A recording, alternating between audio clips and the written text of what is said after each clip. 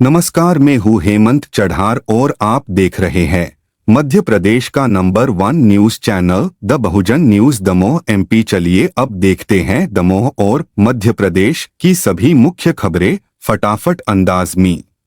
दमोह 1 मई। मंत्री प्रहलाद सिंह पटेल ने आज दमोह में विविध कार्यक्रमों में भाग लेकर धार्मिक, सामाजिक और पर्यावरणीय चेतना का संदेश दिया।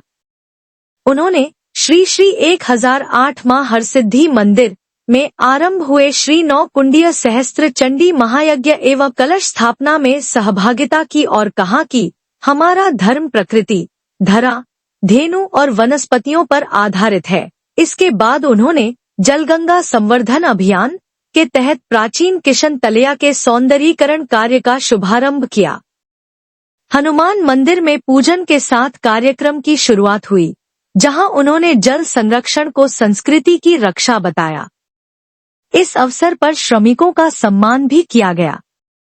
इस मौके पर सांसद राहुल सिंह लोधी, मंत्री धर्मेंद्र सिंह लोधी, विधायक जयंत मलैया, उमा देवी खटीक सहित जिला व जनपद पंचायत के जनप्रतिनिधि मौजूद रहे।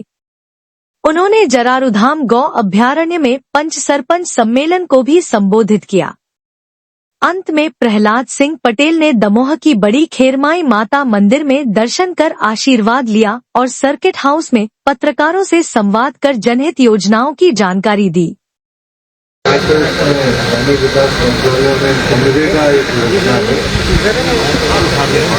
जो जरूरतमंद को उसकी मांग के अनुरूप मजदूरी देने के लिए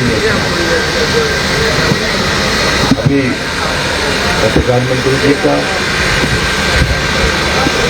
माननीय शिवराज जी का धन्यवाद करता हूँ। उन्होंने उसकी मजदूरी बताई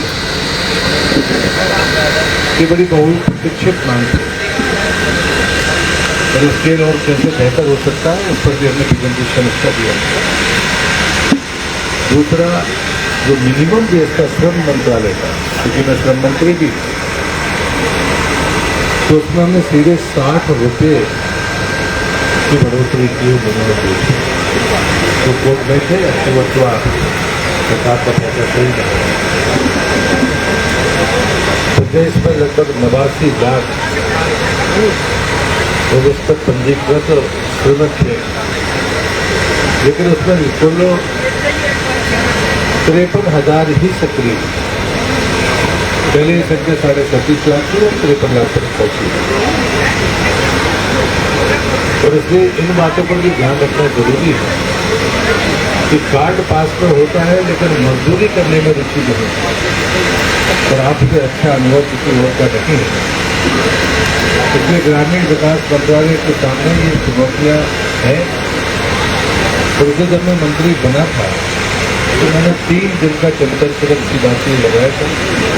पहले दिन जिला पंचायत अध्यक्ष, जिला पंचायत CEO, महानगर के पास के जनपद और उनके सरपंच, दूसरे दिन जनपद अध्यक्ष और जनपद CEO, तीसरे दिन जिला पंचायत सदस्य। लेकिन 2 यूनिट छूट गए थे, उसमें थे सरपंच और जनपद सदस्य। तो जल गंगा संवर्धन अभियान जब से इस बार शुरू हुआ है, पहले मैं संवादवादी सम्मेलन करना चाहता था सरपंचों के, लेकिन महाराज तो बाकी चुनाव के चुनाव के कारण नहीं कर सके। तो अभी मैं जलगंगा अभियान में जहाँ पर भी जिले में जा रहा हूँ, वहाँ सरपंच और जनपद सदस्य और पंचों का सम्मेलन कर रहा हूँ। आज मैं दमोह में उसी निमित्त आया हूँ। यहाँ किसी नदी का उद्गम नहीं है, लेकिन आज हम कुछ बात करेंगे। जलगंगा संवर्धन अभियान पिछले वर्ष 1 माह का था, इस बार 3 माह का। मैं पिछले वर्ष 1 माह में 32 नदियों को उद्गम कर गया था। इस बार का मेरा संकल्प है कि मध्य प्रदेश से निकलने वाली कोई भी छोटी बड़ी नदी, तो गंगा बेसिन, नर्मदा बेसिन या गोदावरी बेसिन, किसी में भी इनकी हो, वहां तक जाने का संकल्प है। कुछ बातें जरूर हैं जो कड़ी और कड़वी लोगों को लग सकती है। पिछली बार मैंने पौधारोपण पर प्रतिबंध लगाया था, इस बार मैंने तय किया है, लेकिन शर्तों के साथ। 30 मई तक जिन भी सरकारी जगह पर फेंसिंग हो जाएगी, मनरेगा से गड्ढे हो जाएंगे, वहां पर पौधारोपण की अनुमति जुलाई के पहले या दूसरे सप्ताह में मिलेगी। पौधा लगाए तो वो वृक्ष बनने तक का संकल्प पूरा करें। और अनुभव ऐसे आते हैं जो आपको भी ध्यान में रहना चाहिए, ताकि आप भी उसको समीक्षा कर सकें। मैं आलोचना समालोचना की बात नहीं कर रहा हूँ। पिछले बार हमने बतियागढ़ ब्लॉक का प्रोजेक्ट जगारू धाम में पत्थर में लगाया था, आप भी उसके साथ किए, लेकिन जो पौधे हमको 3 साल के मिलने थे वो हमको नहीं मिले, हमको 1 साल का पौधा दिया गया, क्योंकि टारगेट के चक्कर में जो नर्सरियां करती हैं उसका प्रमाण जगारू धाम, क्योंकि हम उसको बचा कर ले गए। अगर वही पौधे 3 साल के होते तो आज जंगल दिखता आपको 1 साल के भीतर, जबकि हमने उनको सुरक्षित रखा। तो पौधारोपण का पहला नियम है कि वृक्ष 3 साल पुराने होना, 3 साल तक उनकी अगर रक्षा हो गई तो फिर वो आपको देंगे, आपको उनको देने की कोई जरूरत नहीं। दूसरा मैंने कहा कि पानी कहाँ से आएगा। एक तो है हमारे जल स्रोत, नदियां 12मासी थी, हमारी आंखों के सामने सूख गई। तो छोटी नदियों पर अभी भी अतिक्रमण नहीं है, बहुत आवास मतलब जनसंख्या का दबाव नहीं है। अगर हमने उनको 12मासी करने का संकल्प लिया जो 5-7 सालों तक हो सकता है, तो हम अपनी बड़ी नदी को सुरक्षित रखने का रास्ता तय कर सकते हैं। और इसलिए मुझे लगता है कि इन बातों को लेकर हम सबको सजग होने की जरूरत है। तीसरी बात है, भारत सरकार ने 2 फैसले लिए। एक फैसला लिया है नर्मदा परिक्रमा को हमारी अमूर्त धरोहर के तौर पर, सांस्कृतिक अमूर्त धरोहर के तौर पर उसको मान्यता देना। इस बात के लिए मैं संस्कृति मंत्री और माननीय प्रधानमंत्री जी का आभार व्यक्त करता हूँ। दूसरा जाति जनगणना का निर्णय भी सरकार ने लिया है। ये ऐसे राजनीतिक विवाद थे जो कई बार बड़ा विरोधाभास पैदा करते थे। मुझे लगता है कि उसके बाद ये चीज़ें खत्म होंगी। लेकिन मैं यही चाहूँगा कि हमारे कोई भी आंकड़े समाज और देश को मजबूत करने के लिए हों, ये अपेक्षा सरकार करती है, पार्टी करती है। अंतिम बात मैं ये कहूँगा कि हमारे पास आंकड़े तो बहुत हैं, लेकिन हमने भी जो 2 काम किए हैं, उन 2 कामों में था पंचायत भवनों का निर्माण। श्रद्धेय अटल बिहारी वाजपेयी की जन्म शताब्दी में 1153 अटल ग्राम सेवा सदन के नाम पर ग्राम पंचायत भवनों की डिजाइन बदलती प्रधानमंत्री जी ने पहली किस्त जारी की थी, उसकी दूसरी किस्त अभी जारी हो रही है। और बचे हुए 1241 पंचायत भवन विहीन पंचायतों को उसी दिन पहली किस्त जारी होगी। मेरा संकल्प यह है कि 25 दिसंबर 2025 को ये दोनों चरण पूरे हो जाए। अटल ग्राम सेवा सदन के ये 2500 के से ज़्यादा ग्राम पंचायत भवन जो सर्व सुविधा युक्त निजी पंचायत के लायक हैं वो पूरे हो जाएंगे। मैंने अभी दूसरा फैसला किया है कि जो जनपद भवन जर्जर है जहाँ पर नहीं है, तो मैंने अभी 3 दिन पहले उन 32 जनपद भवनों को और 5 जिला पंचायत के भवन, जिसमें 4 नए जिले हैं, एक दतिया है जहाँ पर नहीं था। अब कोई पुराने भी उसमें और होंगे तो उनको ऐड करेंगे। और मैं ये मानता हूँ कि 2026-27 तक अगर हमने अपने इंफ्रास्ट्रक्चर पर ये कहने की हिम्मत जुटाई कि हमारे पास अब कोई भी हमारा कार्यालय भवन भी नहीं है, तब मैं मानूंगा कि ग्रामीण विकास मंत्रालय और पंचायत मंत्रालय की सफलता है। जैसे दमोह में एक समस्या है, ऐसी पूरे प्रदेश में जनपद की और जिला पंचायतों की दुकानें 20-20 साल से बनी पड़ी है, जिनका अक्सर नहीं हुआ। मैंने उसमें कमिश्नर के स्थान पर कलेक्टर को और मैं विचार कर रहा हूँ कि जिला पंचायत सीओ को उसको अधिकार देकर अतिक्रमण हटाकर उस पर भी काम हम शुरू करेंगे। लेकिन मैं जनपद भवन और जिला पंचायत के जो कार्यालय हैं उनकी मैंने डिजाइन बदली है। 7 दिन बाद जब जैसे डिजाइन अप्रूव होगी, एक पुष्ट पैसा देकर हम उन भवनों का निर्माण शुरू करेंगे। मैंने जैसे पंचायत भवनों का फैसला किया, हमारे सरपंचों के सामने अधिकारों को लेकर बहुत संकट था। शायद तो जब पंचायती राज में गांधी ने कहा था तब तो दायित्व की बात थी, लेकिन अब अधिकार की बात बहुत। जिनको 15 लाख का अधिकार था वो मैंने 25 लाख दिया, लेकिन पंचायत भवन 37.5 लाख का था और एक 48.5 लाख का। तो 48.5 लाख का तो आरएस करेगा, लेकिन 37.5 लाख का जो पंचायत भवन है उसकी निर्माण एजेंसी सरपंच की होगी, ये हमने वहाँ पर तय किया। और उसका मुझे लगता है कि यही मांगे सरपंच के साथ रही, और इसलिए पंचायत के विकास के लिए हम सब एकजुट होकर सही तरीके से अगर रास्ता तय करेंगे तो मेरा विश्वास है कि हम गाँवों को सिर्फ सुंदर नहीं बल्कि आत्मनिर्भर और स्वावलंबी बना पाएंगे, ऐसा मेरा विश्वास है। मैं इस अवसर पर इतनी ही बात कहता हूँ कि शुभ काम को योजनाओं का पूर्ण सरपंचों का जो अधिकार बढ़ाया गया है क्या लाभ उसकी बहुप्रतीक्षित मानसिक को लगता था कि हमें हर चीज़ के लिए ब्लॉक और जिले में जाना पड़ता है, वो बताया। सर ऐसा क्या हुआ कि अचानक हमारे साथी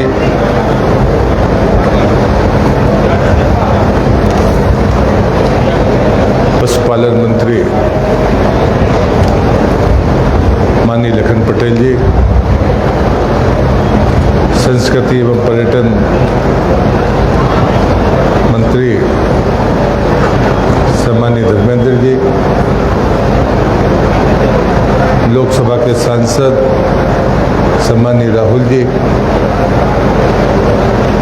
भारतीय जनता पार्टी के जिले के अध्यक्ष सम्मानीय शोहरे जी, जिला पंचायत की सम्मानीय अध्यक्ष श्रीमती रंजीता गौरव पटेल जी, पूर्व अध्यक्ष सम्मानीय वड्डा जी, पार्टी के पूर्व जिलाध्यक्ष सम्मानीय व्यास जी, हटा के जनपद अध्यक्ष जिनको मैं पॉलीथिन बाबा कहता हूँ सम्मानीय गंगाराम जी, जिले के हमारे कलेक्टर, सक्रिय कलेक्टर कह सकते हैं, कोचर जी, मंचस्थ जरारू धाम गौ अभ्यारण्य की जो समिति है उसके अध्यक्ष नरेंद्र बजाज जी, उपाध्यक्ष शंकर महतो जी, सचिव नगर पंचायत पाटन के तीसरी बार अध्यक्ष आचार्य जगेंद्र सिंह जी, कोषाध्यक्ष सम्मानीय गुप्ता जी, अन्य मंचस्थ सभी बंधुवर, उपस्थित भाइयों बहनों। पहले ये कार्यक्रम मानस भवन में था, फिर बाद में मैंने जानबूझकर उसको जरारू धाम गौ अभ्यारण्य में रखा, क्योंकि जो बात मैं कहना चाहता हूं वो जो प्रदेश में कह रहा हूं। पिछले वर्ष जल गंगा संवर्धन अभियान 1 महीने का था, इस बार 3 महीने का है, और इस बात के लिए मैं प्रदेश के मुख्यमंत्री का हृदय से आभारी हूं।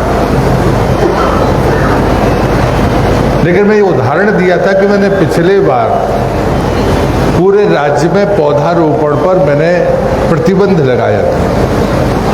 मैंने कहा था कि पौधा वही लगाएं जो उसको जिंदा रख पाए।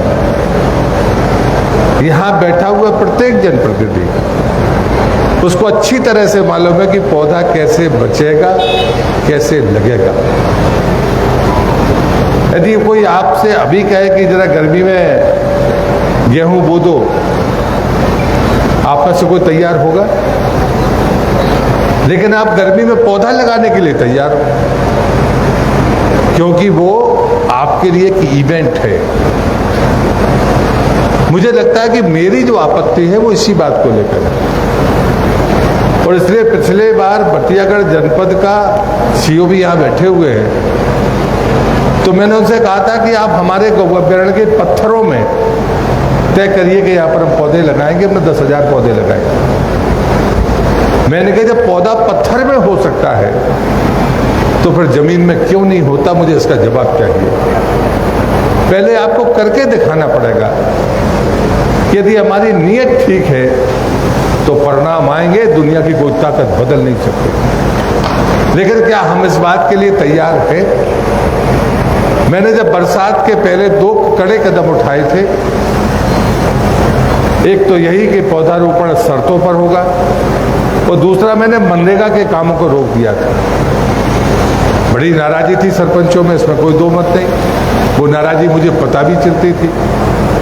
लेकिन मैं आपको एक आंकड़ा दे रहा हूं जब मैंने ये फैसला किया था तब प्रदेश में 7.25 लाख काम अधूरे थे। हर सरपंच आता था मेरे पास, सरपंचों के अध्यक्ष मुझे मिले, 3 तो संगठन है।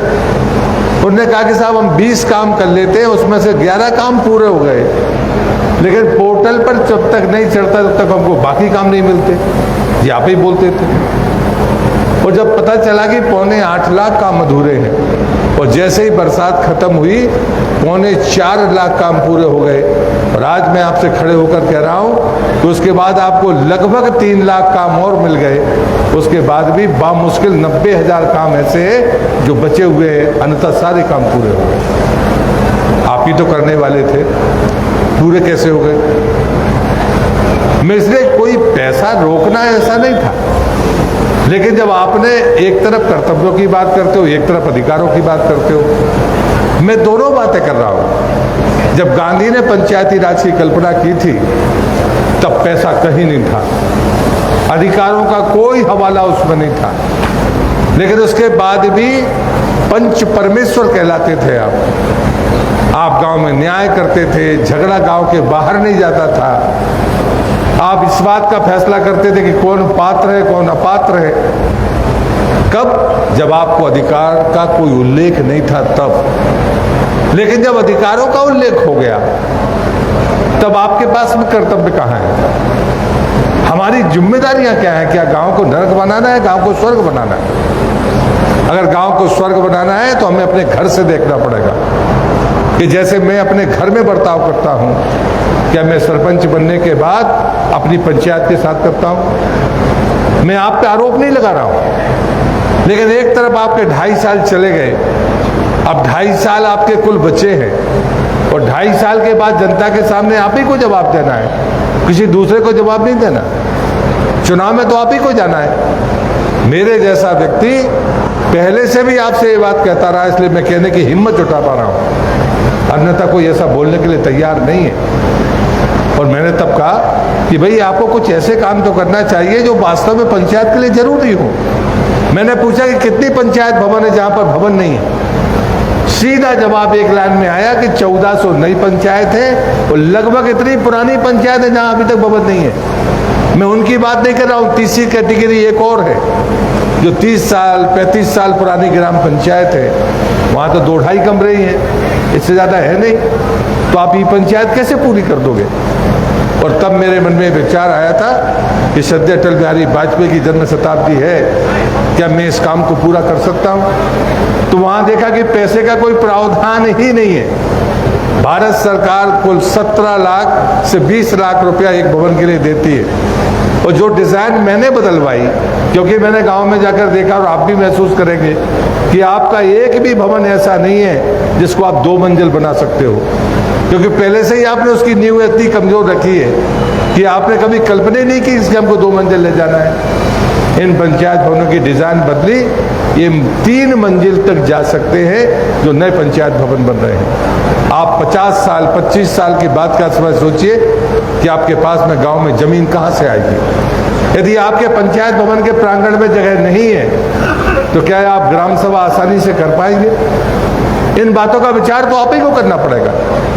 और इसलिए तब मैंने फैसला किया कि 37.5 लाख का भवन होगा और दूसरा भवन 48.5 लाख का होगा जो क्लस्टर पर होगा, जहां पर सब इंजीनियर का भी आपस उसके साथ होगा, ताकि आप कहते हम तो इंजीनियर को ढूंढते रहते हैं और वो हमारा टीएस और एएस करता नहीं है। तो उसके लिए भी नियम बनाया है, आधा दिन वो पंचायत में प्रवास करेगा और लंच के बाद उसको उस ऑफिस में बैठना पड़ेगा, ताकि किसी सरपंच को 10 किलोमीटर से ज्यादा मोटरसाइकिल से ना जाना पड़े और वहां पर वो सब इंजीनियर आपको मिले।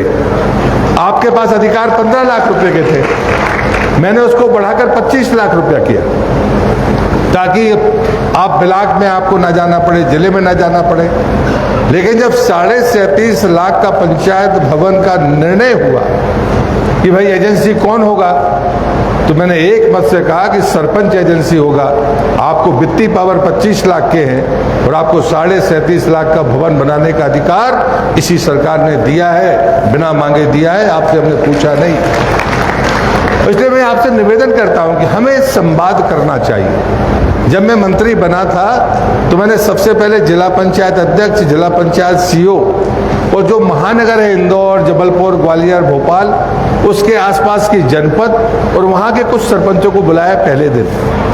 कारण बड़ा साफ था कि हमारे जितने भी महानगर हैं उनका गंदा पानी जाएगा तो हमारी जो पंचायत होगी लगी उसके पास, कचरा जाएगा तो उसी पंचायत के ऊपर जाएगा, कॉलोनी बनेगी तो उसी पंचायत में बनेगी। है वो पंचायत, लेकिन उसके पास अधिकार है क्या? अधिकार है, लेकिन वो अधिकारों का प्रयोग करना नहीं जानता। सचिव स्तर का अधिकारी वो कर नहीं सकता। और इसलिए मैंने विषय रखा था कि सेमी अर्बन कॉन्सेप्ट के आधार पर हमें नियम भी बदलने पड़ेंगे और बाकी भी करना पड़ेगा। और मुझे आज गर्व के साथ मैं सूचना दे रहा हूं कि मध्य प्रदेश सरकार ने और अलग निर्णय लिया। अब वो 2 मेट्रोपॉलिटन सिटी बनाने के, 2 महानगर बनाने की तैयारी है। इंदौर के साथ उज्जैन को जोड़कर, देवास को जोड़कर, धार का 1/3 हिस्सा जोड़कर एक शहर बनाने की कल्पना है, दिल्ली जैसा। भोपाल के चारों तरफ विदिशा, मंडीदीप, इनको जोड़कर बनाने की कल्पना है। और लेकिन उसके भीतर जो पंचायतें रहेंगी वो पंचायत ही रहेंगी, या नगर पंचायत है तो नगर पंचायत रहेंगी, वो नगर पालिका है तो नगर पालिका रहेंगी, नगर निगम है तो नगर निगम रहेंगे, लेकिन बाकी पूरा एक शहर का सिस्टम होगा। जो बात मैं कहता था वो बात सही साबित हुई। हम पंचायत रह सकते हैं, पंचायत से नगर पंचायत बन सकते हैं, लेकिन हमको ये तो तय करना पड़ेगा कि शहर के से जब जुड़ेंगे तो हमें कितनी चौड़ी सड़क चाहिए, कितनी बड़ी नाली चाहिए, गंदा पानी कहाँ जाएगा, वो गंदा पानी हमें ट्रीट करना पड़ेगा, वो कैसे होगा। और उसी समय में एक उदाहरण आपको दे रहा हूँ, महू के पास में एक ग्राम पंचायत है जिसकी वोटरों की संख्या शायद 17,000 के आसपास है। वहां पर आलू के चिप्स बनते हैं और आलू के चिप्स एक सीजन में बनते हैं। वहां 5 महीने लगभग 1 लाख लेबर रहते हैं।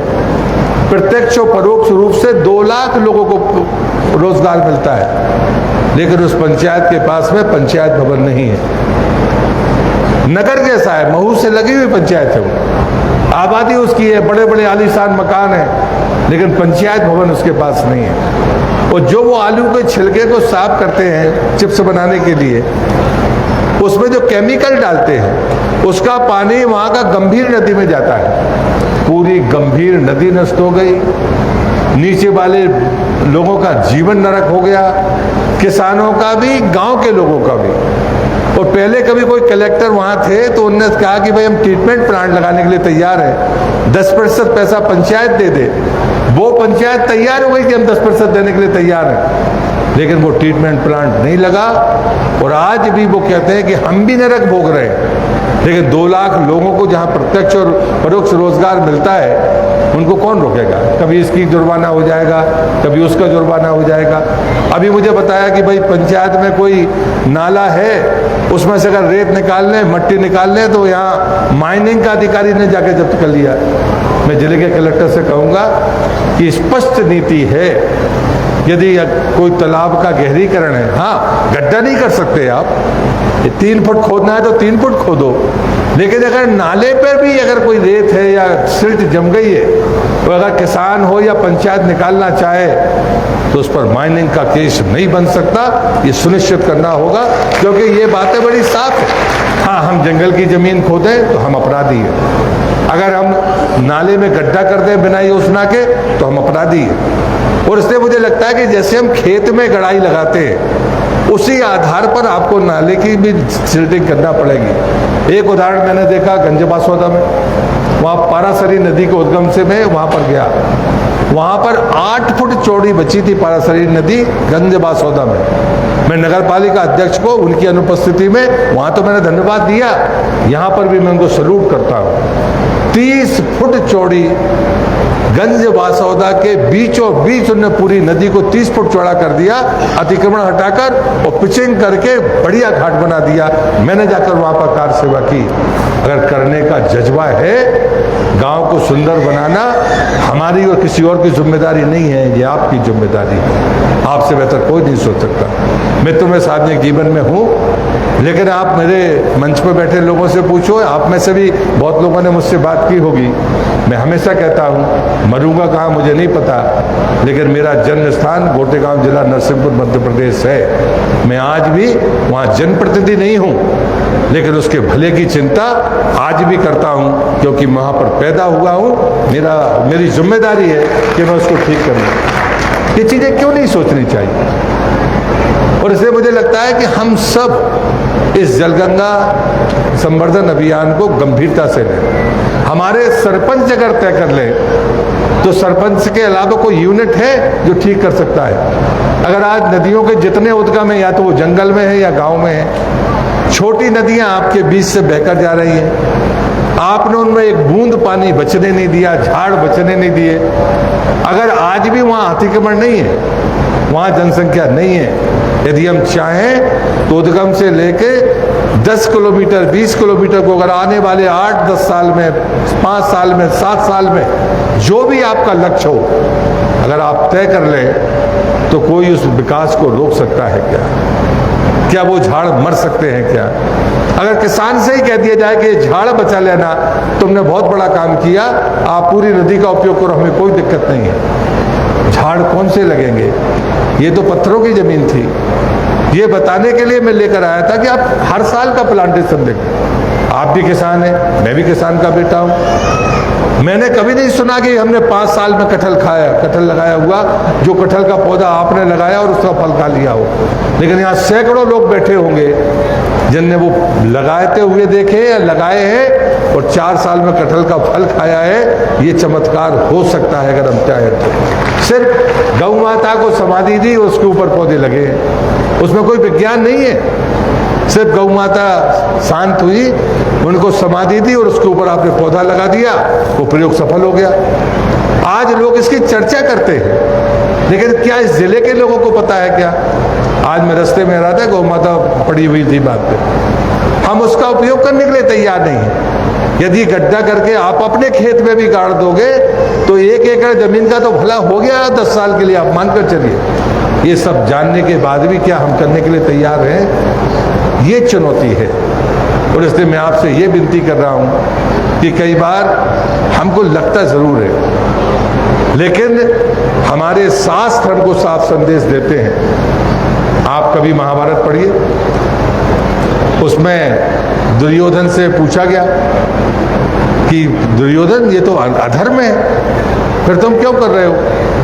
दुर्योधन का जवाब क्या था? ये मुझे पता है कि ये अधर्म है, लेकिन मैं उसमें प्रवृत्त होना नहीं चाहता, मैं करूंगा वही जो मैं सोचता हूं। इतना स्पष्ट हमारे ग्रंथ कहते हैं। हमारा जो धर्म है वो धर्म सिर्फ धरा की बात करता है, वो सिर्फ धेनु की बात करता है। धरा क्या है? जमीन है, प्रकृति है। धेनु क्या है? यही गौ माता है। हमारा धर्म किसी भी ग्रंथ में आप पढ़ोगे तो वो घूम फिर के वहीं पर कहेगा प्रकृति होगी तो हम सबका भला होगा।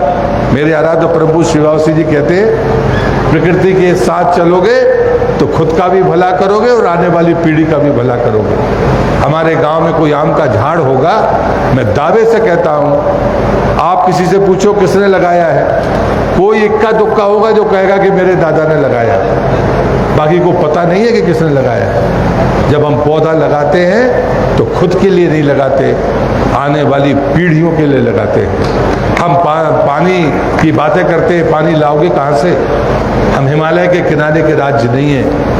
हम विंध्याचल, सतपुड़ा और ऐसे ही जो नंगे पहाड़ हम अपनी आंखों से देखते हैं, इनमें अगर पौधे होंगे तो उस पानी से ही हमारी नदियाँ 12 हो सकती हैं, नाले 12 हो सकते हैं। लेकिन हमने 2 गलतियाँ की हैं। एक तो झाड़ों का विनाश किया है और दूसरा ट्यूबवेल की संख्या बढ़ाई है। कुएं में जो पानी आता है वो धरती की मर्जी से आता है, लेकिन हमारी चिंता क्या है, हमारा लालच क्या है? हमें शिफ्ट लगानी है 8 घंटे की, कुआं चलता है कुल 2 घंटे या 4 घंटे, फिर रुकना पड़ेगा, फिर लगाना पड़ेगा। हमको एक बार में ही 8 घंटे पानी चाहिए तो हमें ट्यूबवेल चाहिए। इस लालच ने हमको इन नदियों को सुखाने के लिए मजबूर किया है। और मैं इसे सिर्फ लालच मानता हूँ, ये जरूरत नहीं है। हमारे पुरखे भी खेती करते थे, लेकिन वो खेती ना उनको नुकसान करती थी ना पड़ोसी को नुकसान करती थी। लेकिन आज हम जो भी कर रहे हैं, हमें तो नुकसान हो ही रहा है, लेकिन साथ में हम तमाम लोगों को भी परेशानी का कारण बन रहे हैं। और इसलिए मेरा मानना है कि मैं इस प्रदेश का ग्रामीण विकास मंत्री हूँ, और उस नाते मैं ये मानता हूँ कि हमारी ग्राम पंचायत की जो यूनिट है वो ऐसी अगर वो तय कर ले तो इस राज्य में कोई दूसरी जरूरत है नहीं। और इसलिए मैं चूंकि सरपंचों से संवाद नहीं कर पाया था, तो मैंने तय किया कि 90 दिन में मध्य प्रदेश के हर जिले में जाना है। नदी का उद्गम चाहे नर्मदा का हिस्सा हो, चाहे गंगा बेसिन हो, चाहे गोदावरी बेसिन हो, जहां भी उद्गम होगा, चाहे वो कितना ही दुर्गम हो, मैं एक बार जाऊंगा। पिछले बार मैं 1 महीने में 32 नदियों के उद्गम पर गया था, 5 जगह ही पानी मिला। लेकिन यहाँ जाओ जरारू धाम में, सूखे पहाड़ से 12 महीने पानी निकलता है, ऐसा हिंदुस्तान में कहीं और आपको देखने के लिए नहीं मिलेगा। लेकिन हम कितने लोग वहाँ जाते हैं, कितने लोगों ने चिंता की कि ऐसा हो सकता है। एक तरफ हम एक एक बूंद पानी के लिए तरसते हैं, और सूखे पहाड़ से प्रकृति आपको 12 महीने पानी देती है। और मैंने जब ये अभ्यारण्य के बारे में कल्पना की थी, हम 14 लोग थे, तब मैंने कहा था ये पानी ही हम पर कृपा करेगा, तब जाकर हम गौ माता की सेवा कर पाएंगे। बिना पानी के गौ माता की सेवा नहीं हो सकती है। बिना पानी के झाड़ को पौधे से वृक्ष नहीं बनाया जा सकता। बिना बाढ़ के आप पौधे की रक्षा नहीं कर सकते हो।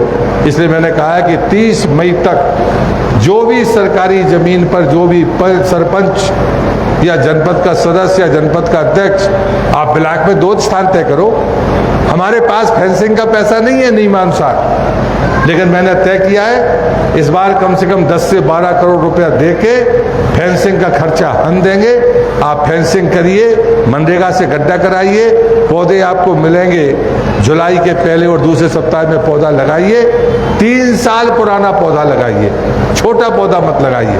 3 साल पुराना पौधा हो, और 3 साल अगर आपने रक्षा कर ली तो ये पौधा सिर्फ आपको देगा, वो आपसे कुछ लेगा नहीं, और आने वाली पीढ़ियों को भी देगा। इस बात की मैं गारंटी देता हूँ। अभी हमने फिर से फैसला किया है कि जो जनपद के भवन है या जिला पंचायत, 4 नए जिले बने और एक दतिया जहाँ पर नहीं है या जहाँ पुराने हो गए होंगे, उन सबको भी मैं एक मुश्त भवन दे रहा हूँ। उसकी डिजाइन बदली है।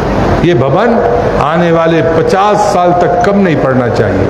2 मंजिला भवन जिला पंचायत का होगा, 2 मंजिला भवन जनपद पंचायत का होगा, ताकि जनपद को मैं ये मानता हूँ कि वहाँ ज्यादा लोग आते हैं। इसलिए मित्रों, मैं आपसे आग्रहपूर्वक कहता हूँ, घर पर जाकर दोनों बातों का विचार करिए। मेरा कर्तव्य क्या है और मेरा अधिकार क्या है। हम सिर्फ अधिकारों की बात करते हैं। आपके पास में 15वें वित्त का पैसा आता है, 5वें राज्य वित्त का पैसा आता है, मनरेगा का पैसा आता है, स्टाम्प शुल्क का पैसा आता है जिसमें जीआरएस का भी वेतन जाता है, और खान खनिज का पैसा है वो अलग है। लेकिन आप खुद का क्या है आपका? भारत सरकार आपको देती है, राज्य सरकार आपको देती है, लेकिन आपका खुद का क्या है?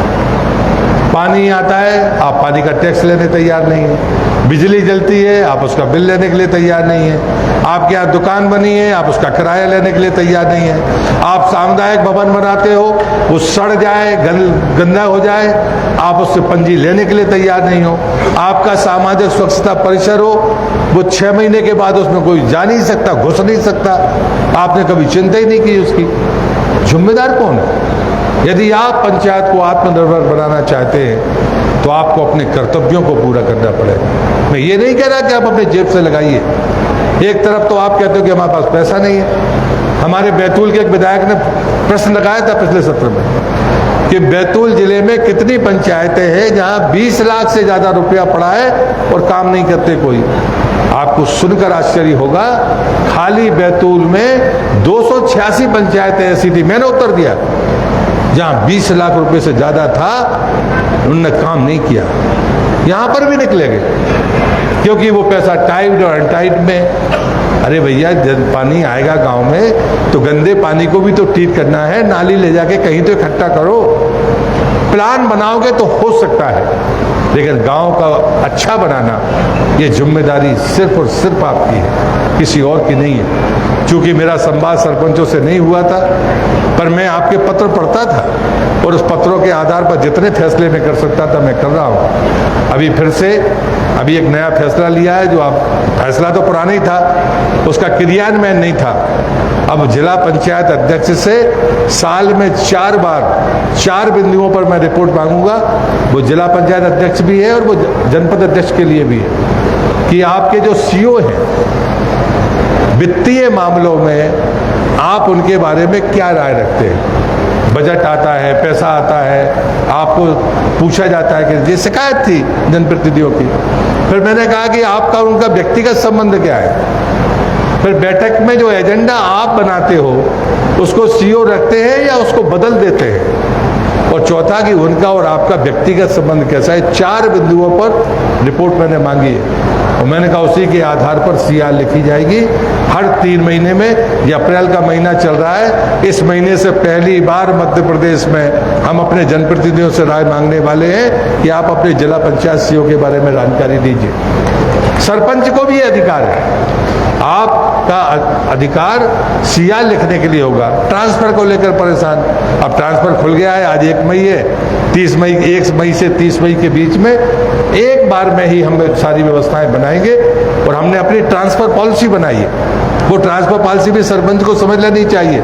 सिफारिश लेके मत आना, मैं आपकी भी नहीं मानने वाला हूँ। यदि कोई सचिव 10 साल से एक जगह पर है तो वो ट्रांसफर पॉलिसी के भीतर है, उसको वहां से जाना होगा।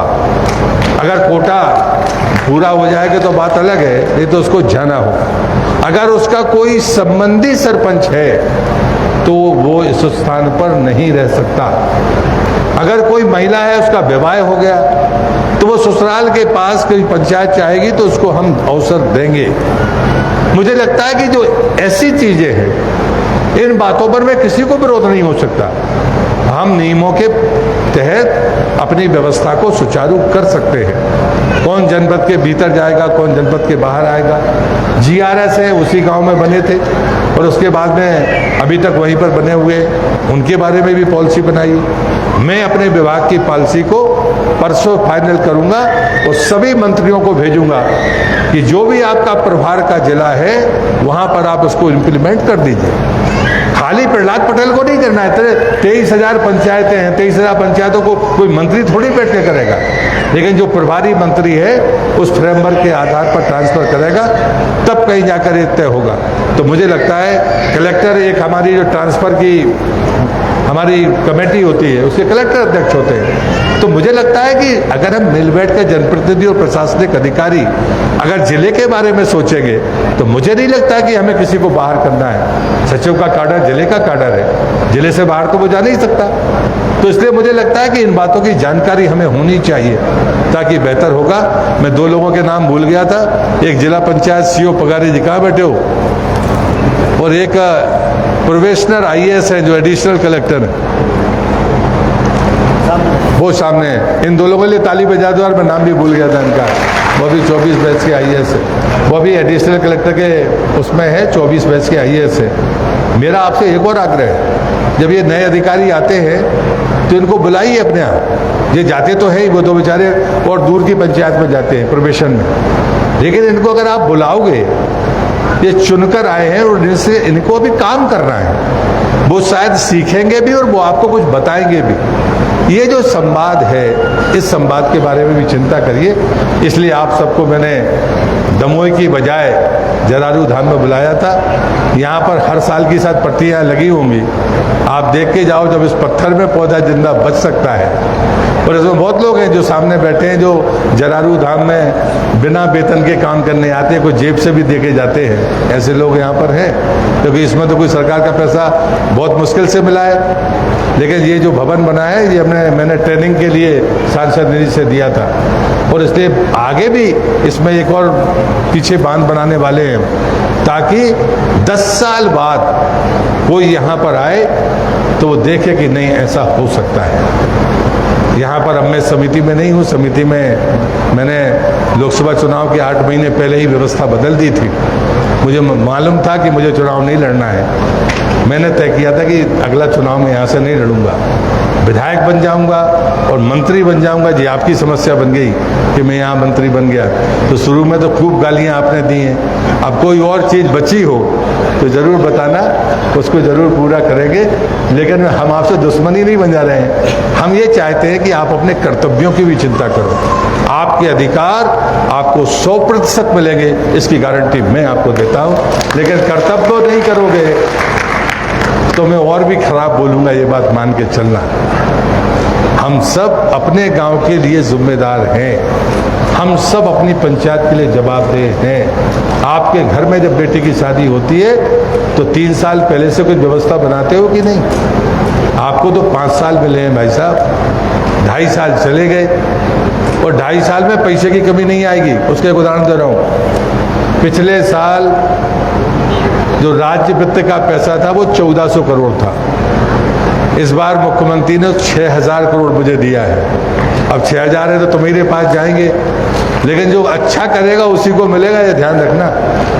क्योंकि जनपद में जिनके रेशो खराब थे उनको 1 करोड़ मिला है और जिनके रेशो ठीक थे उनको 3 करोड़ मिला है। यदि आपको भी ठीक करना है तो आपको भी पैसा मिलेगा।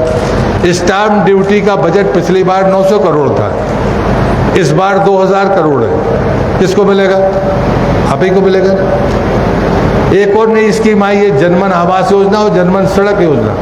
जनमन सड़क योजना में अति पिछड़े जो बैगा, भारिया, शहरिया, आदिवासी हैं उनके लिए 150 करोड़ था, इस बार 1050 करोड़। ऐसे ही भवनों में मध्य प्रदेश एकमात्र ऐसा राज्य होगा। आज शिवराज जी का फोन आया था जब मैं भी आ रहा था, वो मुझसे तारीख मांग रहे, जहां तक 25 मई होगी तारीख।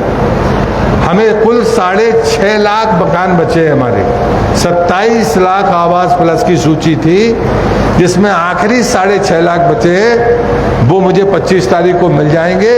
लेकिन अब मेरी हालत खराब है कि ये 17 लाख मकान बनाने के लिए मजदूरी कहाँ से लाएंगे, कैसे बनाएंगे? इसमें मुझे 2 साल लगेगा। लेकिन मैंने उनसे भी निवेदन किया कि मुझे मनरेगा का पैसा बढ़ा कर दो, ताकि हम इन मकानों को समय पे बना सकें। फिर जो सर्वे चल रहा है, उस सर्वे के जो बचे हुए मकान होंगे, 1 लाख 1.5 लाख जो भी होंगे, उसके बाद मध्य प्रदेश में कोई व्यक्ति ऐसा नहीं होगा जो कहे कि मैं पात्र हूं और मेरे पास प्रधानमंत्री आवास नहीं है। तो ये उसका परिणाम है। थोड़ी सख्ती करने के कारण ये परिणाम हमको मिल रहे हैं। वो चीज़ें आपको भी देखना चाहिए। अगर प्रधानमंत्री आवास बनता है तो बाय बाय तो आपकी भी तो होती है, कोई हमारी अकेले थोड़ी होती है। तो ये क्यों भूलते हो? लेकिन शौचालय के मामले में आप गंभीर नहीं हैं और वो आपका संकट है। आपकी गंदगी का कारण वही है। आप ताजमहल बना लेना, लेकिन गंदा पानी बहेगा तो क्या कहेगा आदमी? और इसलिए मुझे लगता है इस पर विचार करिए। आपने काफ़ी दूर से आकर इस कार्यक्रम में भागीदारी की है। अगली बार से मेरा आग्रह है कि जरा सिलेक्टेड लोग आइए, जो सुने, कुछ बोले भी कि भाई कुछ ये करना चाहिए, वो करना चाहिए। अगली बार सुझाव लेकर आइए। हमें तो आप ऐसे ही भेज सकते हो, आपको तो कोई मिलने की जरूरत नहीं है। चिट्ठी भेज दो, मेल भेज दो, व्हाट्सएप भेज दो कि भाई साहब ये हो जाए। तो कई बार किसी पंचायत की समस्या ऐसी होती है जो कभी समझ में नहीं आती, उसी को समझ में आती है गांव वाले को, और बहुत जरूरी होती है उसको ठीक करना। तो ऐसी चीज़ों को सुझाव के रूप में भेजिए। इसी विनम्र प्रार्थना के साथ मैं अपनी बात को यहाँ पर समाप्त कर रहा हूँ और आपसे यही प्रार्थना करता हूँ कि यहाँ भोजन का प्रबंध है, लेकिन जगह 100 से ज़्यादा नहीं घुस पाएंगे उसको, पर भोजन करके जरूर जाइए। इस विनती के साथ मैं अपनी बात को समाप्त करता हूँ। भारत माता की। अच्छा, मालूम चल गया कि जल्दी हो गई, जोर से बोलो, भारत माता की। बहुत धन्यवाद। Subscribe the Bahujan News and like this video.